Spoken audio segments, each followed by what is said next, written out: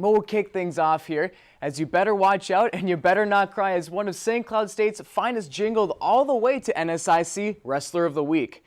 The redshirt sophomore Devin Fitzpatrick lit up the mats last night, going 4-0, roasting his opponents over an open fire versus Minot State on Wednesday, and then during the Holiday Inn SCSU Open last Saturday.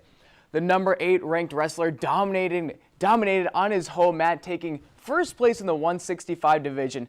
The Matamidi prodigy is now rocking an undefeated 13-0 record on the season. And Fitzpatrick and the Cardinal in Black will be on the map next year when they hike to Louisville, Kentucky to defend their NWCA Division II National Dual Championship for a third straight time.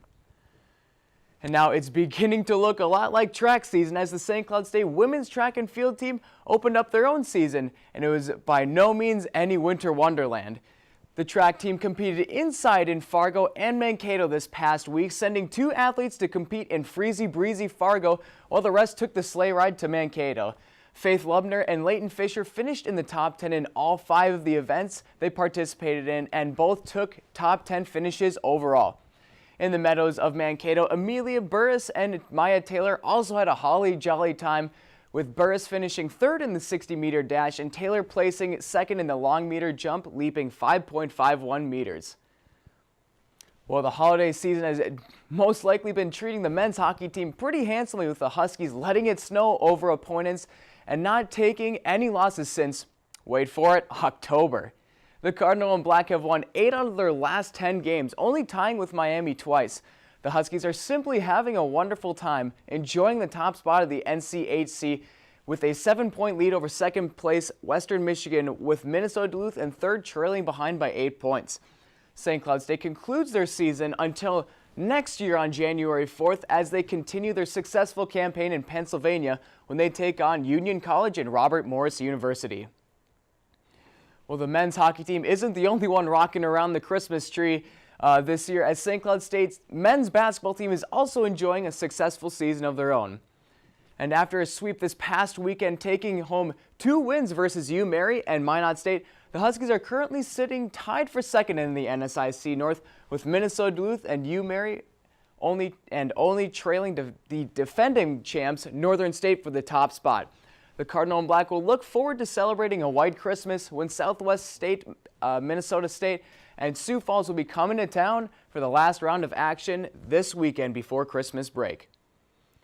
Hark the herald angels sing, as the women's team avoided getting swept this past weekend as they narrowly snuck past Minot State after erasing a 15-point deficit at halftime.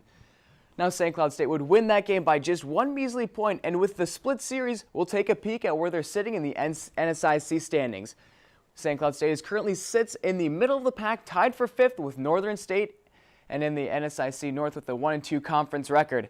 This weekend will be a tough test for St. Cloud State as Sioux Falls comes to town dancing and prancing at the top of the NSIC South standings, as well as Southwest Minnesota State, who hasn't had themselves a very Merry Christmas, sitting 1 spot away from the cellar of the South.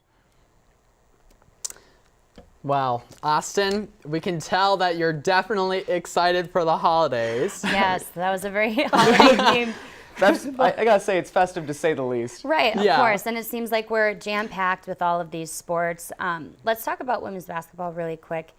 How do you think they're going to do against what you said, Sioux Falls is their next opponent? Yep, Sioux Falls and Southwest Minnesota State, and you know, it should be an easy win against Southwest Minnesota State. They've been kind of creeping at the bottom of the cellar in their division, but Sioux Falls, that's going to be a real tough go-around since they're at the top of their division, and you know, to say the least, the women's basketball team hasn't really been the most consistent, but I'm confident that they can keep it a game for sure, especially with it being in Hollenbeck Hall for sure. Right. Well, we hope for the best for them. Thanks so much, Thank Austin. you, Austin. Of course.